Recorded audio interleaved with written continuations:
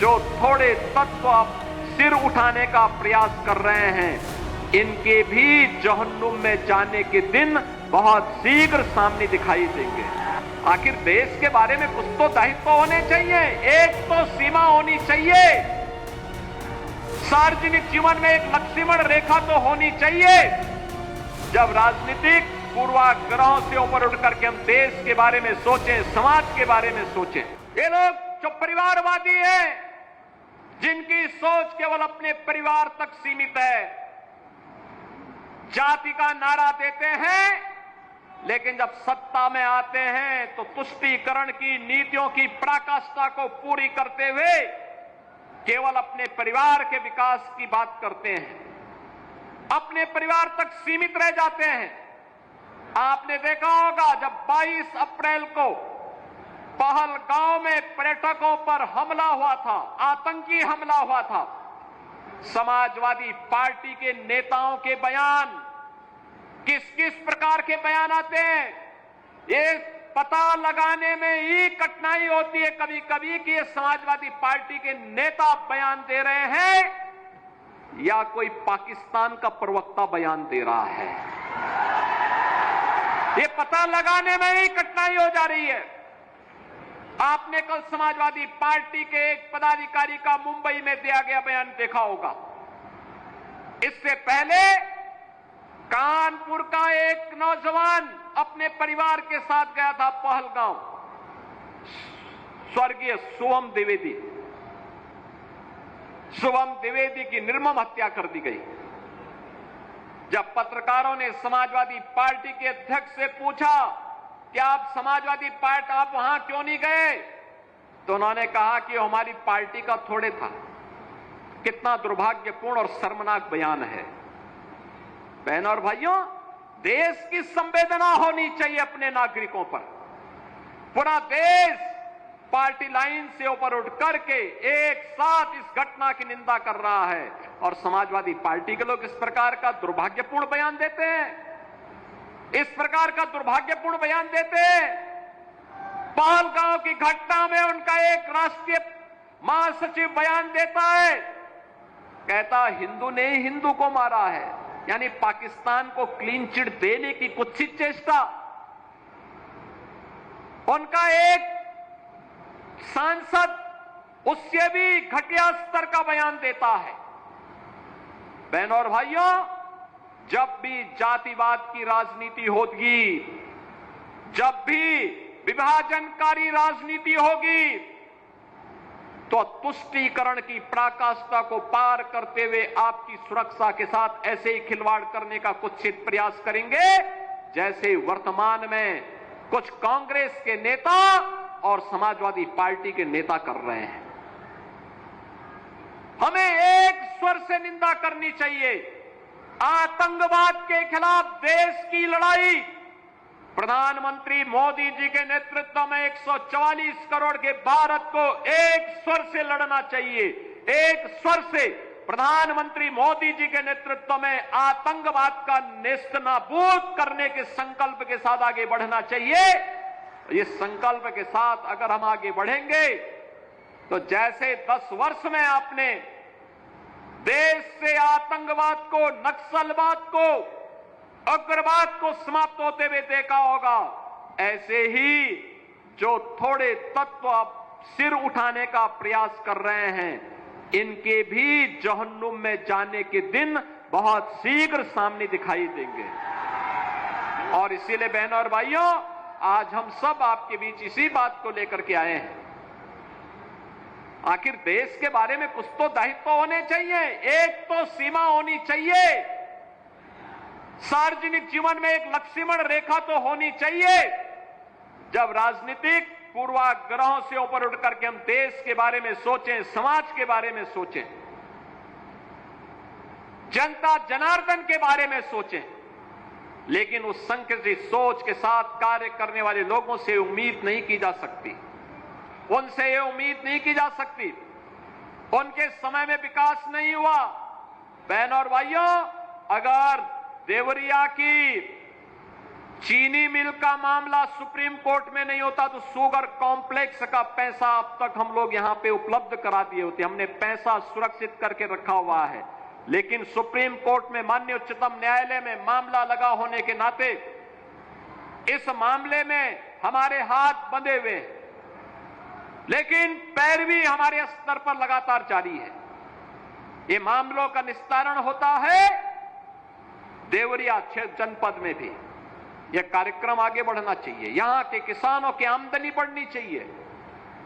पिछले 10-11 वर्ष में जो परिवर्तन आया है, आज अन्नदाता किसान यूपी के अंदर और देश के अंदर आत्महत्या नहीं करता है, आज भूख से मौत नहीं होती है, आज नौजवान प्लान करने के लिए मजबूर नहीं है, आज हरेक तबके के लिए सामाजिक सुरक्षा की गारंटी सरकार दे रही है।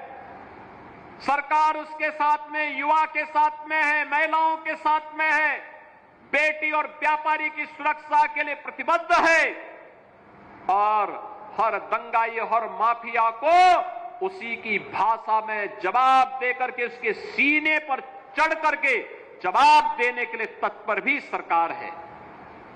और इसीलिए बहनों और भाइयों, हमें अब विकास के बारे में सोचना है। विकास का कोई विकल्प नहीं हो सकता, कोई विकल्प नहीं हो सकता। वही विकास लेकर के हमारे जनप्रतिनिधि जब प्रयास करते हैं तब कॉलेज का निर्माण होता है, आईटीआई का निर्माण होता है।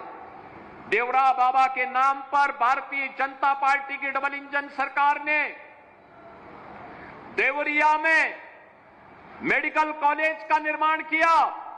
मेडिकल कॉलेज में आज नर्सिंग कॉलेज के भी निर्माण के कार्य को आज वहां प्रारंभ किया जा रहा है। बहनों और भाइयों, नर्सिंग कॉलेज बनेगा तो बेटियों के लिए 100%, मान के चलिए 100% प्लेसमेंट की गारंटी होगी, 100% नौकरी की गारंटी देने वाला कार्य है। जिन बेटियों को गोरखपुर, लखनऊ, दिल्ली या अन्य बड़े महानगरों में नर्सिंग की पढ़ाई के लिए जाने के लिए मजबूर होना पड़ता था, अब उनको देवरिया में ही देवरा बाबा मेडिकल कॉलेज के कैंपस में ही ये सुविधा प्राप्त हो पाएगी।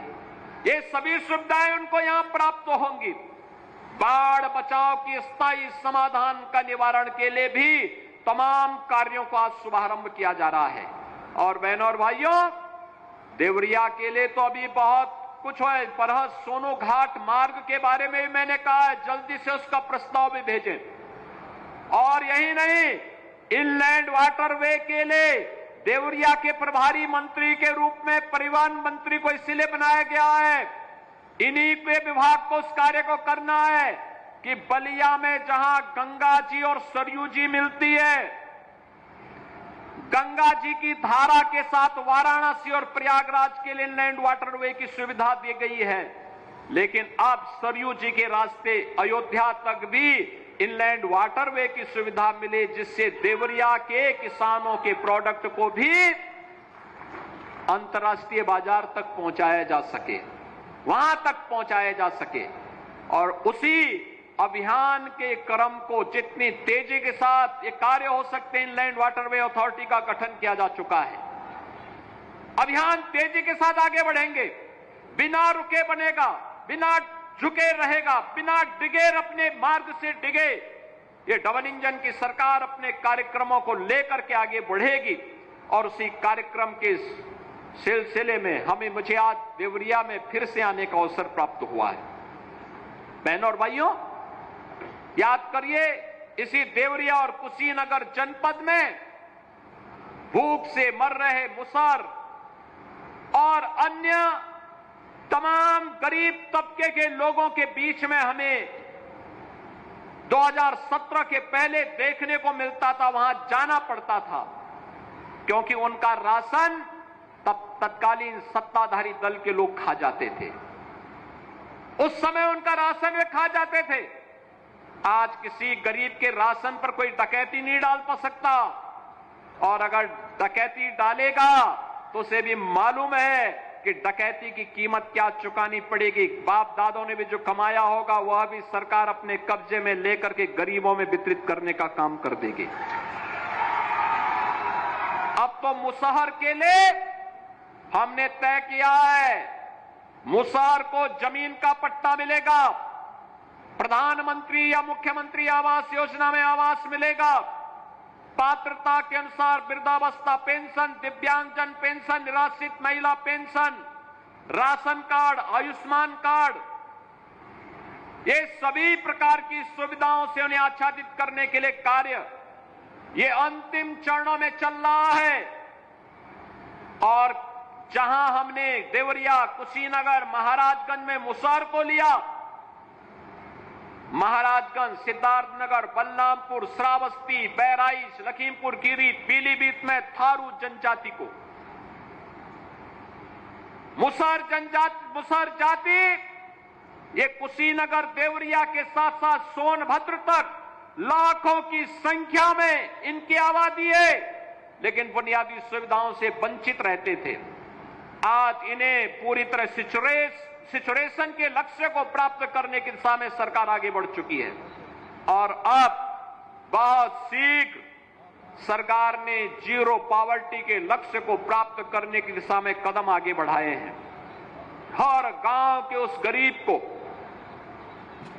दलित को, वंचित को, अति पिछड़ी जाति के उस हरेक व्यक्ति को, हर गरीब को जिसे अब तक कोई सुविधा नहीं मिली है, उन सभी लोगों को सरकार की सभी प्रकार की सुविधाओं से जोड़ने के लिए, जिसके पास मकान नहीं होगा मकान हम देंगे, जिसको पेंशन की सुविधा नहीं मिलती है पेंशन की सुविधा से जोड़ेंगे, जिसके पास राशन कार्ड नहीं राशन कार्ड देंगे, जिसके पास आयुष्मान का कार्ड नहीं है उसको आयुष्मान का कार्ड भी देंगे, और जिसके पास रोजगार नहीं है उसके लिए रोजगार उपलब्ध करवाने का काम भी सरकार उपलब्ध करवाएगी। और इस बड़े अभियान को पहले चरण में 15 लाख परिवार चिन्हित किए गए हैं।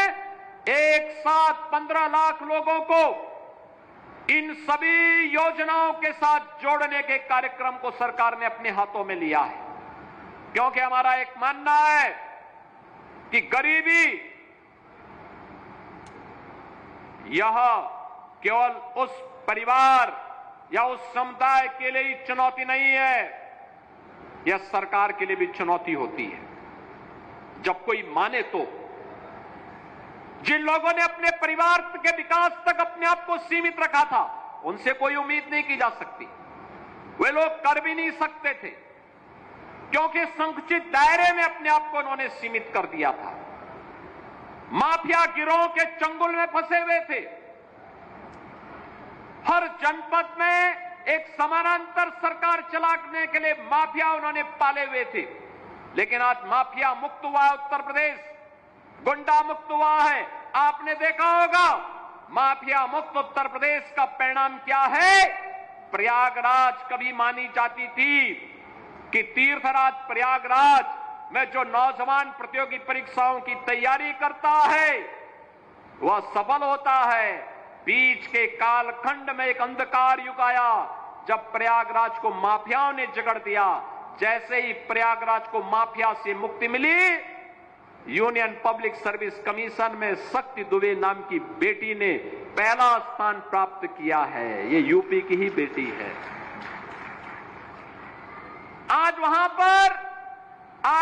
पर दर्जनों बच्चे ऐसे हैं जिन्होंने यूनियन पब्लिक सर्विस कमीशन में अच्छे अंक प्राप्त करके अच्छी रैंक प्राप्त की है।